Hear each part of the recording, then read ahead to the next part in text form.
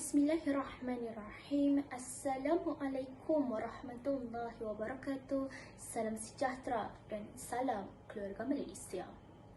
Menurut Wibowo 2001, bahasa adalah sistem simbol bunyi yang bermakna dan berartikulasi yang bersifat arbitrer dan konvensional serta digunakan pakai sebagai alat berkomunikasi oleh sekelompok manusia untuk melahirkan perasaan dan pemikiran. Sekalung kasih buat penerajuk acara, penjaga masa yang setia dengan detik waktunya, kombinasi hakim yang berkarisma, seterusnya sidang hadirin yang cinta akan bahasa kebangsaan kita. Sebelum lidah meneruskan bicara, molek kiranya saya mengkonotasikan terlebih dahulu maudu pidato saya, iaitu bahasa Melayu, bahasa ilmu. Secara konseptualnya, menurut pendeta bahasa Sabah, bahasa merupakan citra masyarakat, budaya, akal budi, jiwa atau roh sesuatu bangsa. Keintelektualan dan tamadun bangsa membuktikan peranan terbesar bahasa sesuatu bangsa atau petunjuk kepada sesuatu kebudayaan. Hadirin hayati idea pertama saya. Bahasa Melayu dijulang, negara terbilang. Kita biasa mendengar ungkapan menarik ini, yang kurik itu kendi, yang merah itu saga, yang baik itu budi, yang indah itu bahasa. Namun, adakah kita semua memahami secara mendalam ungkapan yang sering terngiang di telinga kita ini sejak dahulu lagi? Sedar tidak sedar, jendela 2020 telah kita lalui. Era teknologi maklumat, segalanya di hujung jari. Pemikiran kelas pertama mahu dijadikan realiti. Segalanya demi memartabatkan Ibu Pertiwi. Lantaran itu, bahasa Melayu dapat kita sandarkan sebagai wahana yang mampu menjadikan Malaysia sebuah negara terbilang dalam menempuh era revolusi 4.0 agar mampu berdiri sama tinggi, duduk sama rendah dengan negara-negara lain di dunia. Lantaran itu, bahasa Melayu yang telah termaktub dalam perkara 152 Perlembagaan Malaysia sebagai bahasa kebangsaan perlu diaplikasi oleh seluruh rakyat Malaysia secara totalnya dalam membuktikan jati diri kita kepada negara.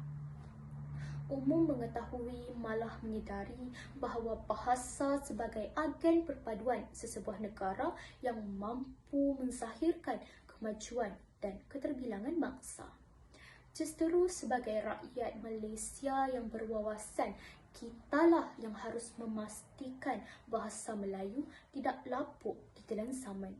Bahasa Melayu dimartabatkan demi kemajuan dan bahasa Melayu bukannya bahasa pecisan. Maka pastinya bahasa Melayu dijulang, negara terbilang. Hadirin yang dihormati sekalian, idea kedua, bahasa Melayu dimartabat, sosialisasi dipertingkat. Apabila kita mengimbau kembali zaman kegemilangan Melayu Melaka pada suatu ketika dahulu pada abad ke-16 yang meletakkan bumi Hang Tuah terkenal seantero dunia dengan aktiviti perdagangan antara bangsanya, apabila menjadi antara pelabuhan utama persinggahan pedagang-pedagang jalan utama dari timur ke barat dan sebaliknya. Pada masa yang sama inilah bahasa Melayu telah memainkan peranan dominannya sebagai alat perhubungan utama yang dikenali sebagai lingua franca dan tidak dapat kita nafikan fungsinya. Hal ini membuktikan kepada kita semua bahawa melalui penggunaan bahasa yang satu, walaupun pada asalnya sukar dikuasai oleh orang luar, namun akhirnya dapat dipraktikkan bersama-sama bagi melunaskan niat yang satu, sekaligus meningkatkan sosialisasi antara pelbagai bangsa pada ketika itu. Malahan melalui Pelan Pembangunan Pendidikan Malaysia PPPM 2013 hingga 2025, kerajaan meneruskan usaha memartabat bahasa Melayu, memperkasa bahasa Inggeris MBM/MBI dalam arus pendidikan perdana agar bahasa Melayu tidak sama sekali dikesampingkan begitu sahaja dan berfungsi sebagai agen perpaduan utama negara dalam merapatkan jurang sosialisasi rakyatnya. Maka sudah terang lagi bersuluh, apabila bahasa itu dimartabat, pastinya sosialisasi antara bangsa mampu dipertingkai. Warga Dewan yang budiman, idea ketiga, bahasa Melayu diperteguh, ketamadunan bangsa lebih utuh.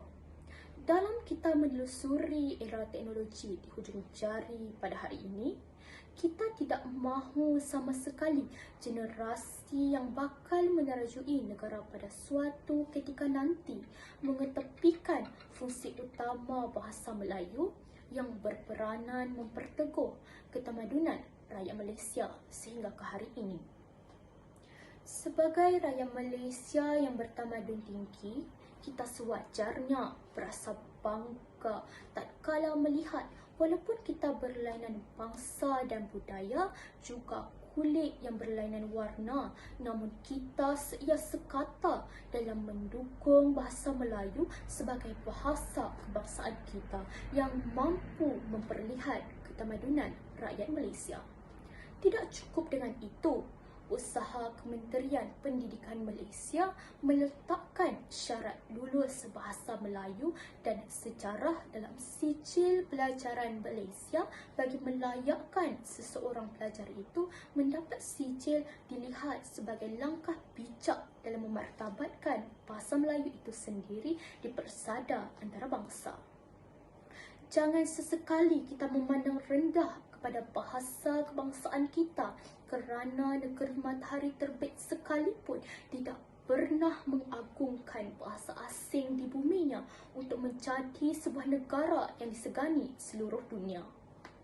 Maka benarlah bahasa Melayu diperteguh, ketamadunan bangsa lebih utuh.